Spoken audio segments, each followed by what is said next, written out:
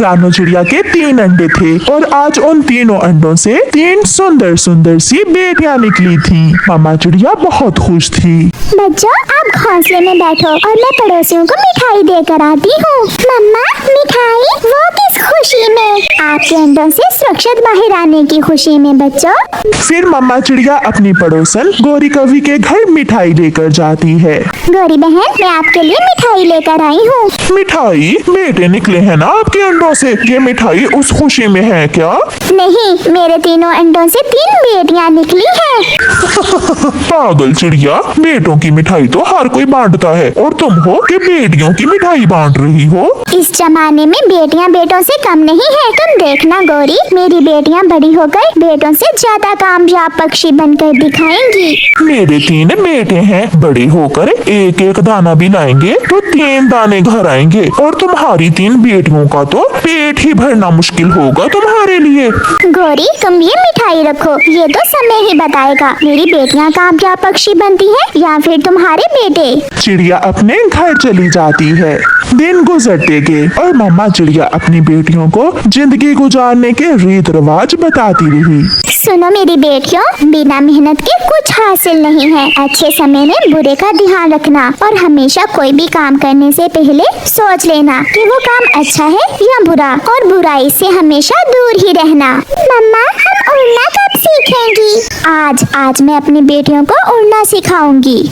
उधर गोरी कौवी भी हर समय अपने बेटों को ठोंस ठोंस कर खिलाती रही। कौवा और कौवी अपने बच्चों को पालने के लिए दूसरों का भोजन चोरी करते, कमजोर पक्षियों पर जुल्म करते थे। पापा, आज मेरा मिठाई खाने को दिल कर रहा है। और पापा, मैं चावल खाऊंगा आज। मम्मा, पापा से कहें मेरे लिए आज खिलौना लेकर आए। ले आएंगे, आपके पापा आपके लिए सब कुछ ले आएंगे। गोरी कहाँ है? वो मेरा चाकू कहाँ है? भतीजी लो और अपना ध्यान रखना। कालू कौवा घर से निकलता है। वो सीधा बड़े पेड़ पर जाकर बैठ जाता है। जंगल में कोहरे की वजह से बहुत दूर तक दिखाई नहीं देता था, इसलिए जैसे ही ऑटो कालू कौवे के करीब आता है, कालू कौवा उसे रोक लेता है। कहाँ जाना है जी आपको? चुप कर जाओ, अगर दोबारा बोले तो सीधा चाकू मार दूंगा। सब निकालो, जो है वो निकाल दो। हरियाली तोती के पास तो सोने की चेन थी। वो जल्दी से उतार कर कालू कौवे को दे देती है और चाचा छमछम तो रोए जा रहा था। चोर जी, मेरे पास पैसे नहीं हैं। जो थे मैंने उन पैसों का ऑटो में पेट्रोल डलवा लिया था। डाकू कालू कौवा चाचा छमछम एक लगाता है और बुलबुल से पैसों वाली थैली लेकर वहाँ से भाग जाता है।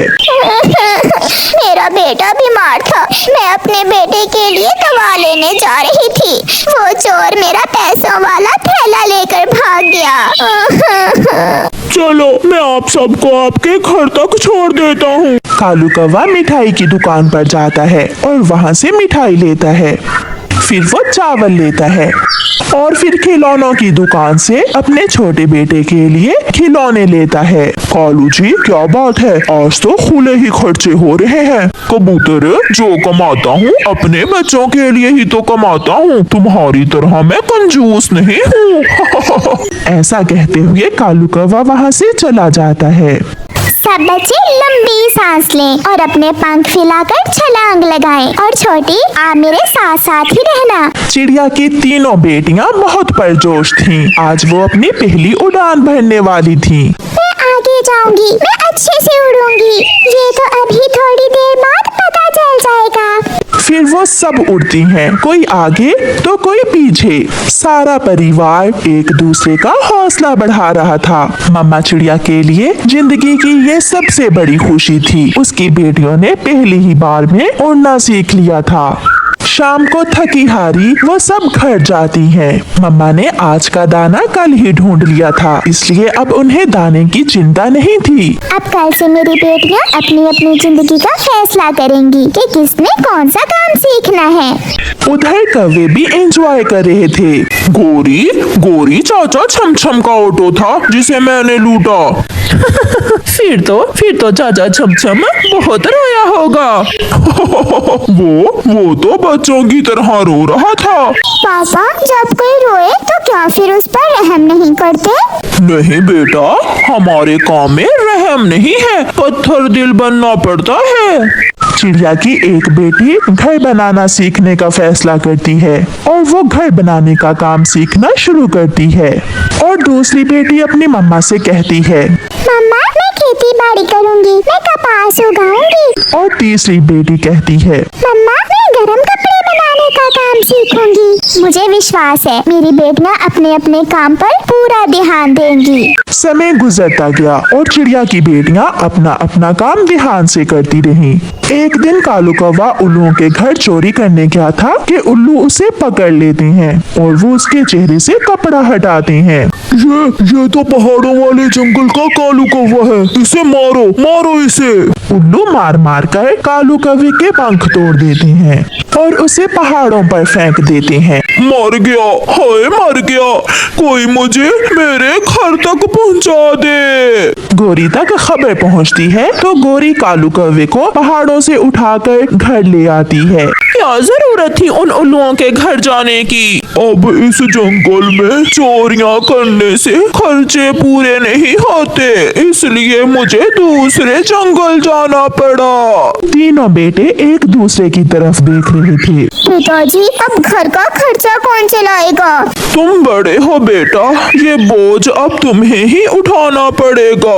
ना पिताजी, मैंने तो सोच लिया है, मैं अब सागर वाले जंगल में जाऊंगा। सुना है वहाँ कई और भी कौवे रहते हैं। मैं छोटा हूँ, छोटा मैं हूँ, तुम मुझसे बड़े हो। शर्म करो, तुम्हारे पिता के पंख क्या टूट गए? तुम सब आज ही उल्टी सीधी बातें करने लगे हो। फिर कौवे के तीनों बेटे घर से निकल जाते हैं। चिड़िया आती है। बहुत दुख हुआ कालू भैया, मगर तुम ये काम कब से कर रहे हो? पहली बार ही चोरी करने गया था मैं, पकड़ा गया, बहुत मारा मुझे, उन्होंने बहुत मारा। चाचा छमछम कबूतर के साथ कौवे के घर आता है। अच्छा ही हुआ कालू जो तुम्हारे पंख तोड़ दिए उन्होंने। जब तुमने मेरा ऑटो लूटा तो मुझे शक पड़ रहा था कि वो तुम ही हो, मगर मैं तुम्हारा चाकू देखकर चुप रहा। उसी दिन याद है ना, तुम मेरे पास खिलौने और मिठाई लेने आए थे, अब मालूम हुआ वो कमाई हराम की थी। मुझे माफ कर दो मेरे दोस्तों, मुझे माफ कर दो। कोई भी तुम्हें माफ नहीं करेगा। सब वहाँ से चले जाते हैं। छोटे, तुम अभी छोटे हो, तुम घर जाओ और माँ को बता देना कि मैं और भाई सागर वाले जंगल जा रहे हैं। हम अब उड़ सकते हैं और खुद से अपनी जिंदगी गुजार सकते हैं।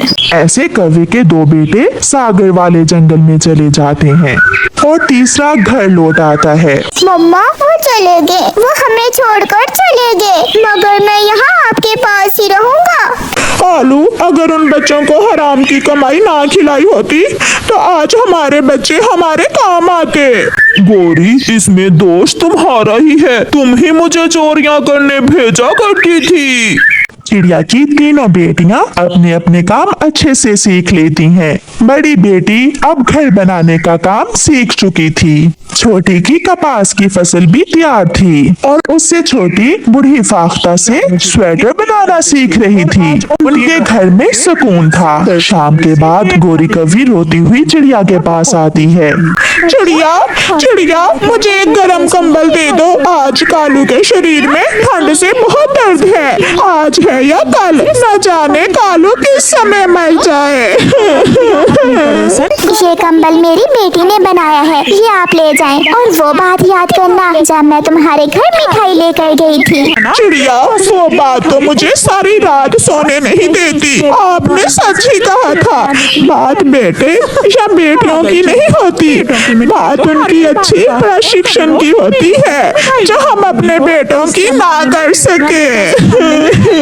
प्यारे दोस्तों, इस कहानी से हमें सीख मिलती है कि बेटी हो या बेटा, उनकी तरबियत अच्छे से करें, उन्हें अच्छे और बुरे का फर्क बताएं। प्यारे दोस्तों, आप मेरे चैनल फैरी चिड़िया को लाइक, सब्सक्राइब और शेयर करना मत भूलिएगा।